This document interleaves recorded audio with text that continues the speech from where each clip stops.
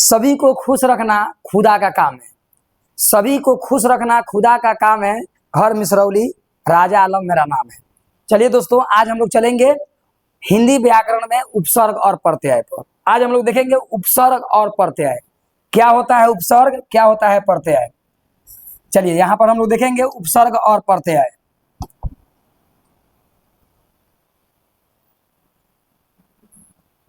देख बाबू, सबसे पहले हम लोग देखेंगे उपसर्ग प्रत्यय। इसको हम लोग कहते हैं प्रीफिक्स एंड सफिक्स, उपसर्ग और प्रत्यय। तो पहले हम लोग ये देख लेते हैं आखिर ये उपसर्ग होता क्या है। उपसर्ग क्या है? तो उपसर्ग जो होता है ये दो शब्दों के मेल से बना होता है। ये दो शब्दों के मेल से बना होता है। एक होता है उप प्लस में सर्ग। उप का मतलब होता है जोड़ना, और सर्ग का मतलब होता है निर्माण करना, यानी शब्दों को पहले जोड़कर निर्माण करना उपसर्ग कहलाता है। अर्थात ये दोनों जो होते हैं ना, उपसर्ग और प्रत्यय, ये शब्दांश होते हैं। क्या होते हैं? शब्दांश होते हैं। ये शब्द नहीं होता है, यह शब्दांश होते हैं, शब्द नहीं होता है। तो इसे हम लोग कह सकते हैं जो उपसर्ग एक शब्दांश है जो किसी शब्दों के पहले लगकर उनके अर्थ में परिवर्तन लाते हैं, तो उसे हम लोग उपसर्ग कहते हैं। क्या सुने? यानी उपसर्ग एक शब्दांश है जो किसी शब्दों के पहले लगकर उनके अर्थ में परिवर्तन लाते हैं, तो उसे उपसर्ग कहते हैं। जैसे यहाँ पर हम लोग देखेंगे, यहाँ पर हम लोग देखेंगे जो उपसर्ग क्या होता है, उपसर्ग का मतलब क्या होता है। देखिए, ये रह गया उपसर्ग। उपसर्ग जो होता है यह एक प्रकार के शब्दांश होते हैं जो किसी शब्दों के जो किसी शब्दों के पहले लगकर उनके अर्थ में परिवर्तन लाते हैं। यहाँ पर आइए हम लोग देखते हैं। सबसे पहले हम लोग ये देखते हैं कि यह उपसर्ग होता क्या है। यह उपसर्ग जो होता है, यहाँ पर देखिए, यहाँ पर हम लोग देख लेते हैं। यहाँ पर लिखते हैं उपसर्ग,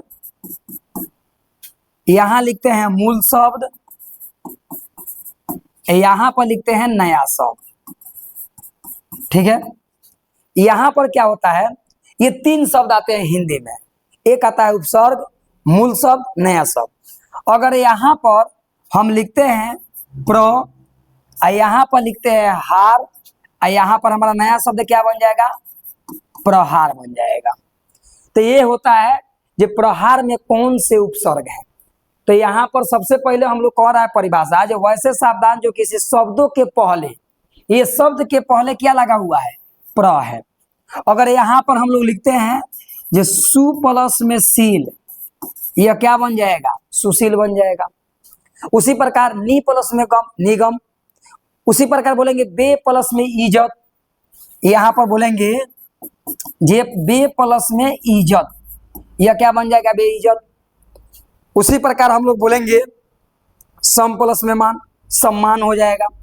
तो यहाँ पर कह रहा है जो वैसे शब्दांश जो किसी शब्दों के पहले लगकर उनके अर्थ में परिवर्तन लाते हैं, तो उसे हम लोग क्या कहते हैं? प्रत्यय बोलते हैं। अब यहाँ पर हम लोग थोड़ा सा आगे देख लेते हैं। यहाँ पर लिखा हुआ है, यहाँ पर लिखा हुआ है अछूत, अछूत सॉरी अछूता लिखा हुआ है। तो यहाँ पर ये कैसे बना है? यहाँ पर बना हुआ है ये अ प्लस में छूता।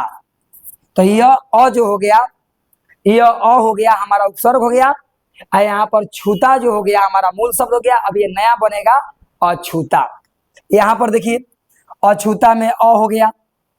यहाँ पर देखिए अभाव में अ है, अटल में अ है, अथाह में अ है। तो यहाँ पर देखिए यह अछूता में अप्रत्यय है, उपसर्ग है।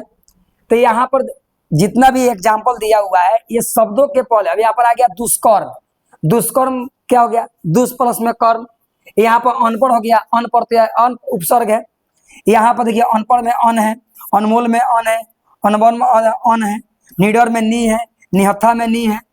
तो यहाँ पर हम लोग इसका मतलब हो गया जो वैसे शब्दांश जो किसी शब्दों के पहले, यहाँ पर देखिए औसत यहाँ पर लिखा हुआ है, तो यहाँ पर औ है, औ जो हो गया इसका उपसर्ग हो गया।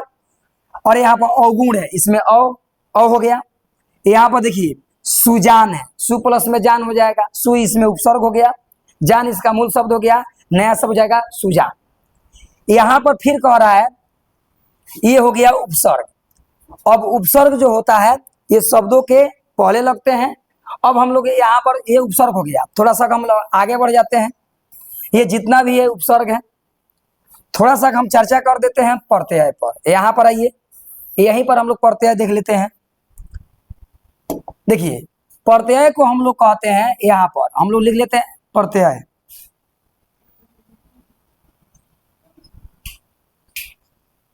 देखिए यहाँ पर लिखते हैं प्रत्यय। प्रत्यय जो होता है ये भी दो शब्दों के मिल से बना है, प्रति प्लस में अय। इसको हम लोग अंग्रेजी में कहते हैं सफिक्स, सफिक्स बोलते हैं।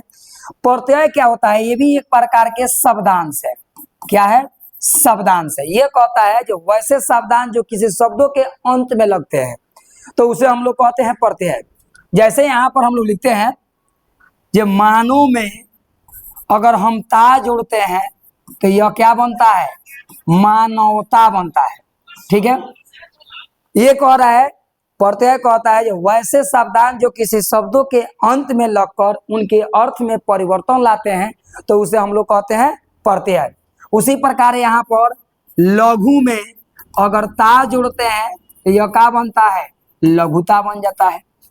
ठीक है, उसी प्रकार यहाँ पर अगर पिया में अगर हम अक्कड़ जोड़ते हैं तो यह पियक्कड़ बन जाता है। भारत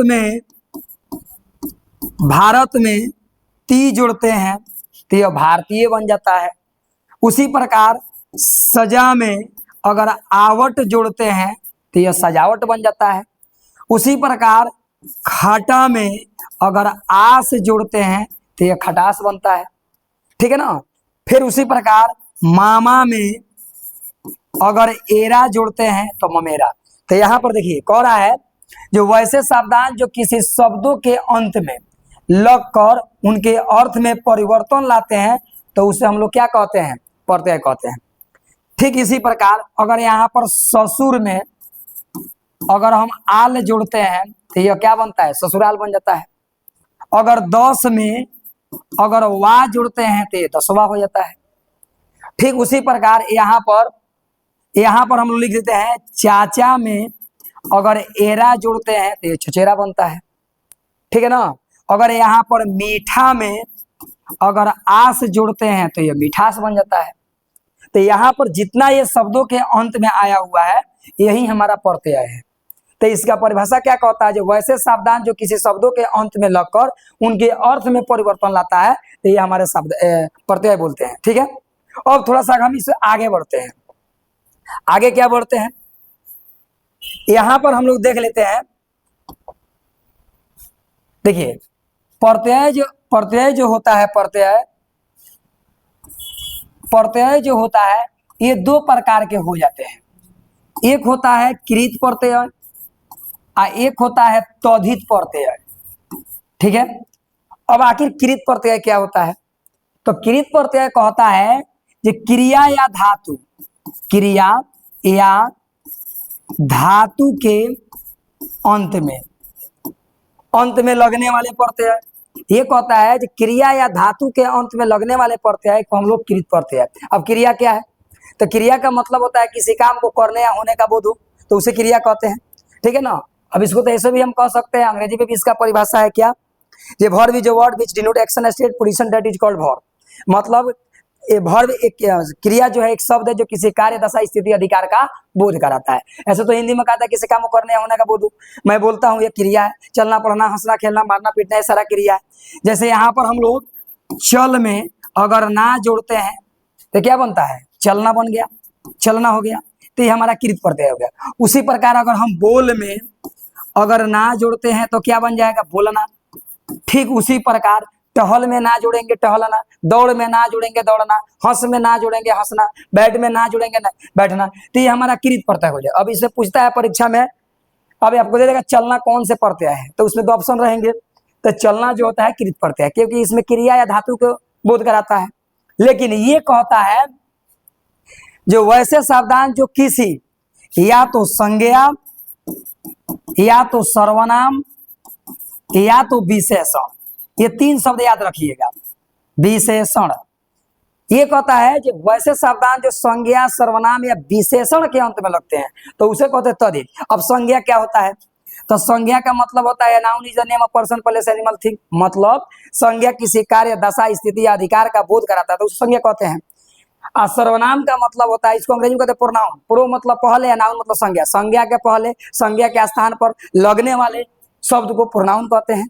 और विशेषण का मतलब होता है जो संज्ञा सर्वनाम दोनों की विशेषता बतलाता हो तो उसे हम लोग क्या कहेंगे? विशेषण। अर्थात ये कह रहा है कि तद्धित प्रत्यय एक शब्दांश से जो किसी संज्ञा सर्वनाम या विशेषण के अंत में, यहाँ तो कह रहा है क्रिया, चल में ना जुड़े तो ये बन गया चलना, बोल में ना जुड़े बोलना, लेकिन यहाँ पर ये ऐसे बात नहीं है। यहाँ पर कह रहा है कि अगर मामा में हम एरा जोड़ेंगे तो ये हमारा क्या बन जाएगा? यह बनेगा ममेरा। और ममेरा में हमारा पूछेगा जब ममेरा में कौन से प्रत्यय है तो ममेरा में एरा है। अब एरा देखिए, एक एरा ऐसे भी लिखाता है और एक एरा ये भी है, कंफ्यूजिंग हो जाता है बच्चा सब। देखिए इस ए का मतलब यहाँ पर नहीं है तो एगो है, इसका मतलब ऑलरेडी एगो, और यहाँ पर अ का मात्रा रहेगा, इसका मतलब डबल हो जाएगा।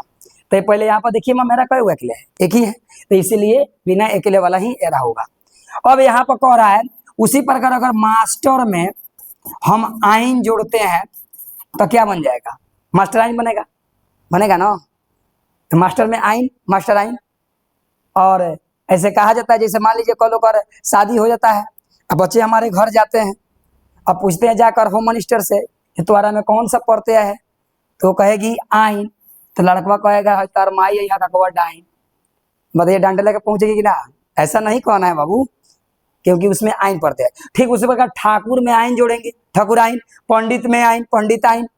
तो इसमें देखिए अगर यहाँ पर सजा में हम आवट जोड़ते हैं तो बोलिए तो ये यहाँ से कोई क्रिया का बोध हो रहा है? सजा कोई क्रिया है? आवट कोई क्रिया है? नहीं है, ये संज्ञा सर्वनाम विशेषण है। तो इसका नियम कहता है जो संज्ञा सर्वनाम या विशेषण के अंत में लगते हैं तो उसे हम लोग क्या कहते हैं? तद्धित। और यहाँ पर कहता है क्रिया या धातु के अंत में लगते हैं तो उसे कहते हैं हम लोग कृत। यहाँ पर चल में ना जोड़ेंगे चलना बनेगा, यहाँ पर सजा में आवट जोड़ेंगे।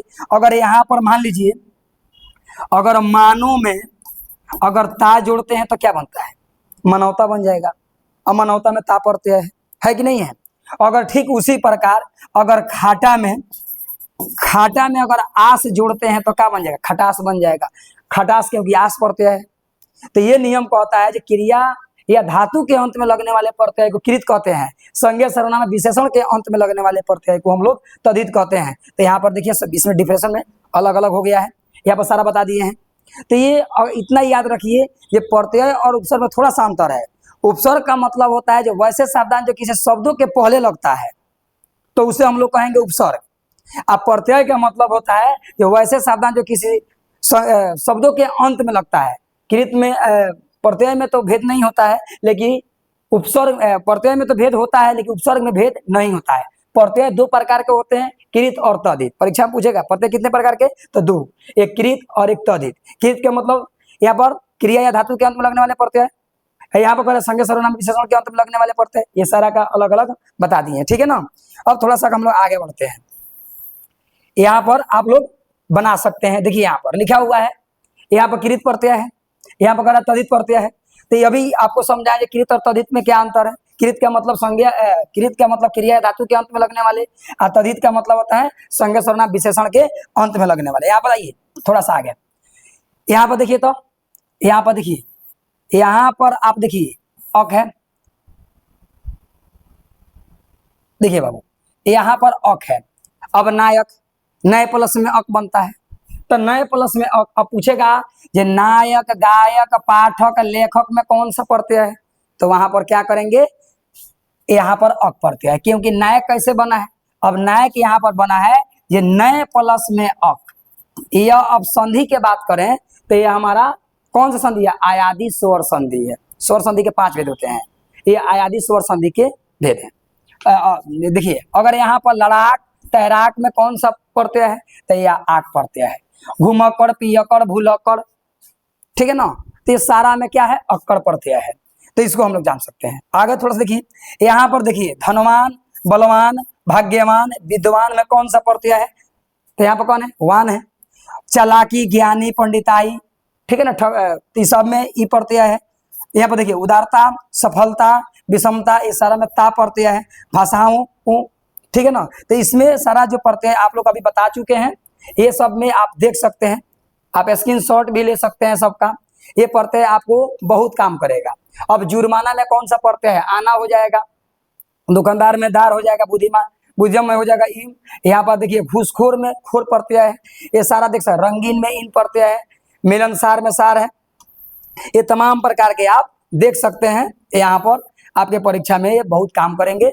आज के लिए इतना ही रखते हैं, और आपसे ये कहना चाहते हैं कि मेरा चैनल का नाम जो है ना, आप लोग बार बार भूल जाते हैं। मेरा चैनल का नाम आज जान लीजिए, मेरा चैनल का नाम है DR स्टडी 99। इस चैनल को सब्सक्राइब करें और अपने दोस्तों तक भेजें, क्योंकि बिहार बोर्ड एग्जाम आने वाला है 10th और 11th का। इसमें आपका उपसर्ग प्रत्यय 5 नंबर के सवाल पूछे जाएंगे, ये कंफ्यूजिंग न रहना चाहिए। आज जाइए पूरा बुक अपना खोजिए और उसमें सारा धाए धाए बनाते जाइए, उसका आंसर मारते जाइए, क्योंकि सारा आपको हम एक्सप्लेन कर बता दिए हैं। फिर मिलेंगे नेक्स्ट वीडियो में, आज के लिए इतना ही।